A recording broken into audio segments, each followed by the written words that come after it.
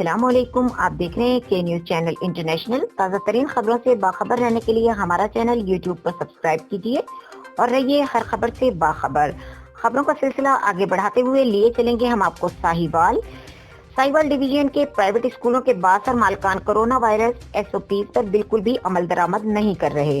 بچوں سے کلاسز کھچاکھچ بھری ہوئی ہیں۔ ایک بینچ پر بغیر ماسک کے 4 بچوں کو بھیڑ بکریوں کی طرح بٹھایا ہوا ہے، جس کی وجہ سے اسکول کے بچوں اور ان کے گھروں تک کورونا وائرس تیزی سے پھیل رہا ہے۔ تفصیلات کے مطابق عارف آلہ روڈ ساہیوال میں واقع 2 اسکول جو ایس او پیز پر عمل نہیں کر رہے، جن کی وجہ سے پہلے 10 سالہ بچے سید شجاعت علی کو کورونا وائرس ہوا اور پھر ان کے والدین کو، دونوں اسکولوں کی وجہ سے کئی گھر والوں کی جان خطرے میں ہے۔ سید شجاعت علی کا رزلٹ نیگیٹو آیا ہے، پھر والدین ابھی آئسولین میں ہیں۔